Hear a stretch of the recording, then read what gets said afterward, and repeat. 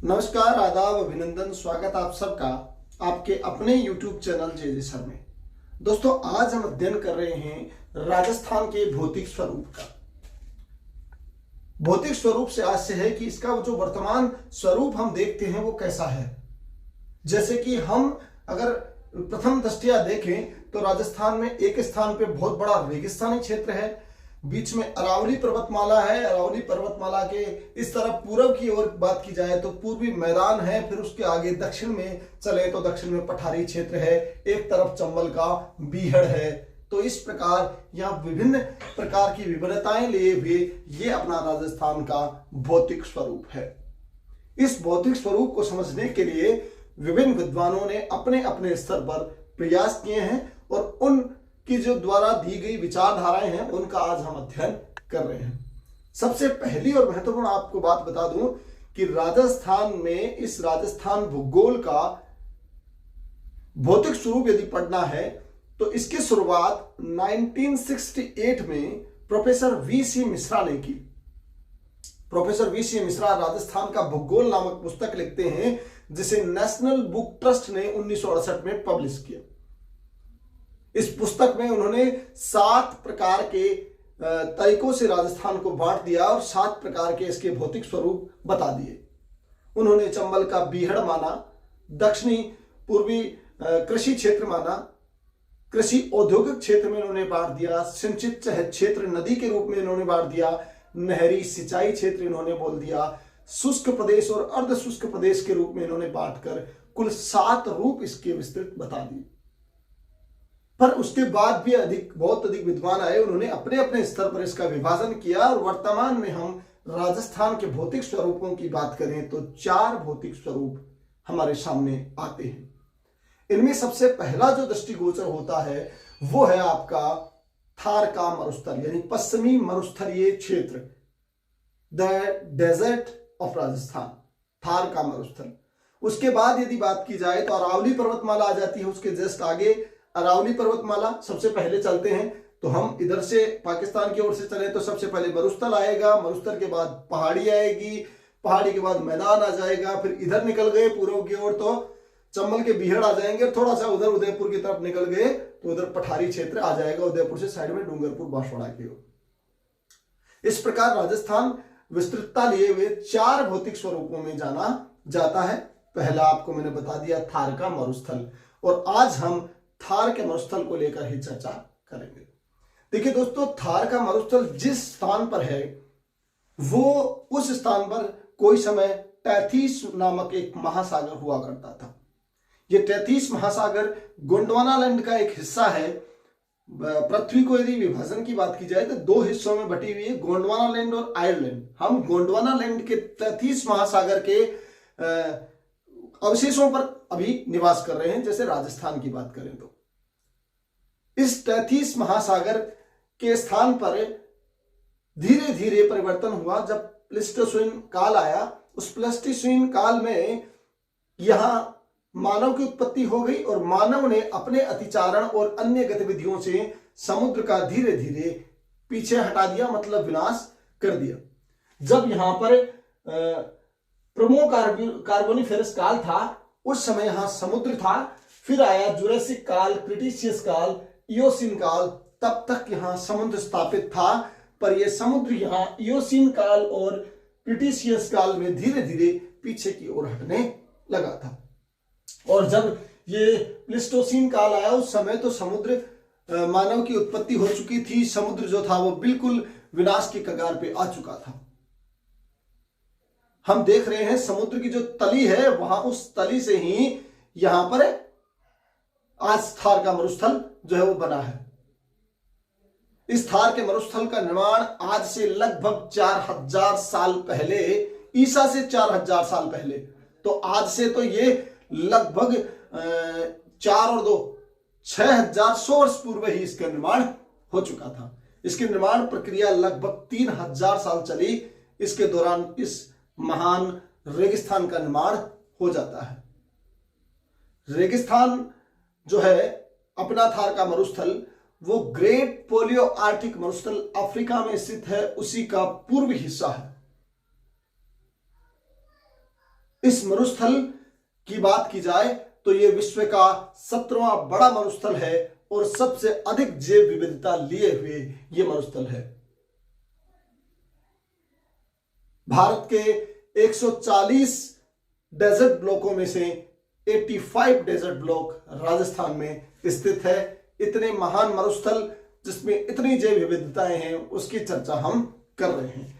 देखिए, सबसे पहले मैं आपको बता दूं कि ये ग्रेट पैलियोलिथिक मरुस्थल का हिस्सा है जो उत्तरी अफ्रीका से शुरू होकर फिलिस्तीन, ईरान, अरब से होता हुआ पाकिस्तान होता भारत पहुंचता है। राजस्थान में यदि थार के मरुस्थल के विस्तार की बात की जाए तो ये 25 डिग्री उत्तरी अक्षांशों से लेकर 30 डिग्री उत्तरी अक्षांशों के मध्य स्थित है। यदि देशांतरीय विस्तार की बात की जाए तो 69 डिग्री 30 मिनट से लेकर, यानी इधर 69 डिग्री से लेकर 76 डिग्री 45 मिनट पूर्वी देशांतरों के मध्य राजस्थान में ये रेगिस्तान स्थित है। देखिए दोस्तों, इसके बाद खास बात यह है कि इस रेगिस्तान का जो क्षेत्रफल भारत में है उसमें से 62% रेगिस्तान राजस्थान में स्थित है। राजस्थान में कितना है? 62%। परीक्षा में पूछ लिया जाए भाई भारत के कुल रेगिस्तानी क्षेत्र में से थार का मरुस्थल राजस्थान में कितना प्रतिशत है, तो वो 62% है। दोस्तों, ये उत्तर पश्चिम से लेकर दक्षिण पूर्व तक 640 किलोमीटर लंबा है। कितना है? 644 किलोमीटर लंबा है। और यदि इसकी चौड़ाई की बात की जाए तो पश्चिम से पूर्व की ओर, यानी पश्चिम से पूर्व की ओर ये लगभग 300 किलोमीटर चौड़ा है। दोस्तों, कितना है? 300 किलोमीटर चौड़ा।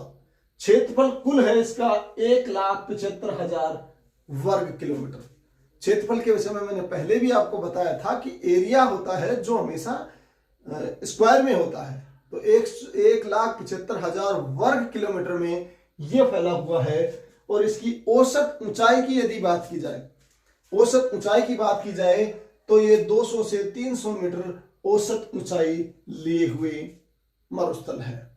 इस मरुस्थल में लूणी नामक एक नदी है जो नाग पहाड़ी अजमेर से निकलती है। ये इस क्षेत्र की प्रमुख नदी है। हालांकि घग्गर भी इसी क्षेत्र में स्थित एक नदी है। घग्गर का मैदानी क्षेत्र भी स्थित है। इसकी खास बात यह है इस लूणी नदी की कि जब बाढ़ आ जाती है वो बालोतरा में, तो उसका कारण होता है अधिक बरसात हो अजमेर में, तो बालोतरा बाड़मेर में बरसात आ जाती है, बाढ़ आ जाती है इस लूणी नदी में। इसके बाद बात यह कि इसमें कुल 12 जिले हैं जिनमें क्रमशः गंगानगर, हनुमानगढ़, बीकानेर, जोधपुर, जैसलमेर, बाड़मेर, जालौर, सिरोही, झुंझुनू, सीकर, चूरू, पाली, इस प्रकार ये 12 जिले हैं। इन 12 जिलों में गंगानगर, हनुमानगढ़ और बीकानेर ये समृद्ध जिले हैं क्योंकि यहाँ नहरों से सिंचाई होती है, इसलिए यहाँ रेगिस्तान जैसा अब है नहीं इतना माहौल। ये कृषि क्षेत्र में भी अधिक विकसित हैं अपने राजस्थान के। गंगानगर को तो धान का कटोरा तक कहा जाता है। और खास बात बताऊं आपको इसमें कि ये जो थार का मरुस्थल है ये सर्वाधिक जैव विविधता लिए हुए है। घनी आबादी वाला मरुस्थल, या जाए विश्व का सबसे घनी आबादी वाला मरुस्थल कौन सा है, तो वो थार का मरुस्थल है। दोस्तों, इस थार के मरुस्थल को 4 भागों में बांटा गया है। वो सबसे पहले है महान मरुस्थल भूमि, जिसे महान मरुभूमि कहा जाता है। ये इर्ग नाम से जाना जाता है और कच्छ गुजरात से शुरू होकर पंजाब तक फैला हुआ है। फिर उसके बाद चट्टानी मरुस्थल, अक्सर परीक्षाओं में आ जाता है कि चट्टानी मरुस्थल को क्या कहा जाता है, तो चट्टानी मरुस्थल को दोस्तों हम्मादा कहा जाता है। ये बाड़मेर और जैसलमेर, बीकानेर में फैला हुआ है। इसमें जैसलमेर की पोखरण और रामगढ़ तहसील मुख्य रूप से है। इसके बाद अगला है पथरीला मरुस्थल, जिसे रेग कहा जाता है। ये रेग मरुस्थल है।